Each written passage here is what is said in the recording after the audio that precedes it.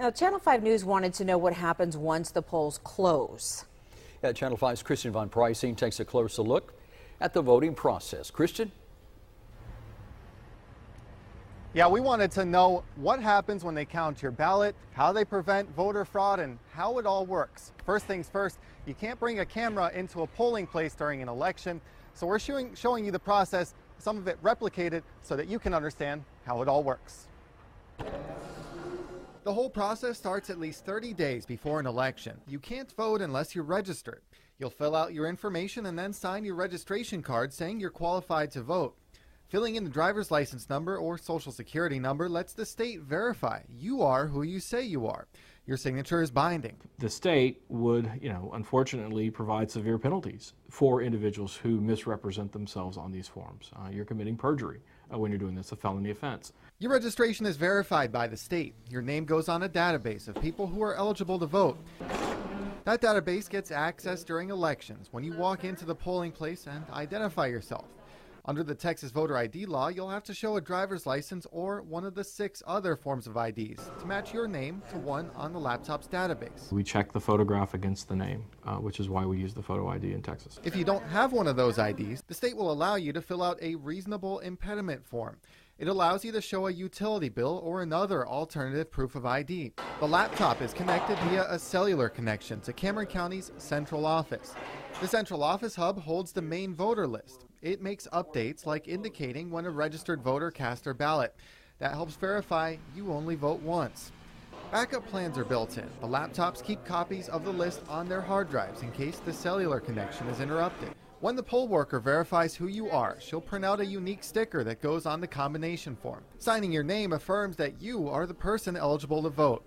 The combination form, proof that you came to the polls, is an important record-keeping list. In case of fire, I always ask to grab the combination forms as being one of the main things. Help anybody that needs assistance, of course, but that's the way. If it was necessary to find out where you were at the election and who had been given a ballot, you would know based on the combination form. The unique set of candidates on your ballot is determined by where you live. Precincts are set up to organize the different combinations of races. Cameron County has 102 precincts that hold 38 polling places on Election Day. Cameron County has paper ballots. So a poll worker selects a paper ballot that corresponds to your precinct. Then they do something to protect your privacy. The poll worker lays out several copies of the same ballot and allows you to choose one.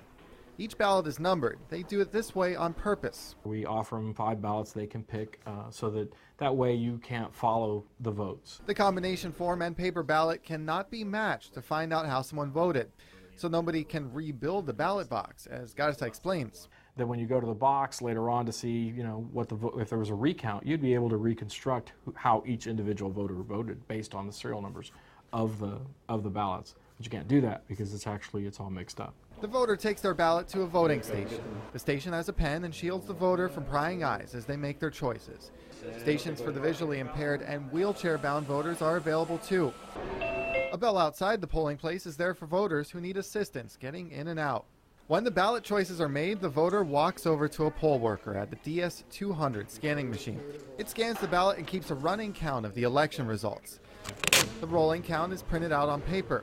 It's also recorded to a USB drive contained behind lock and key within the machine.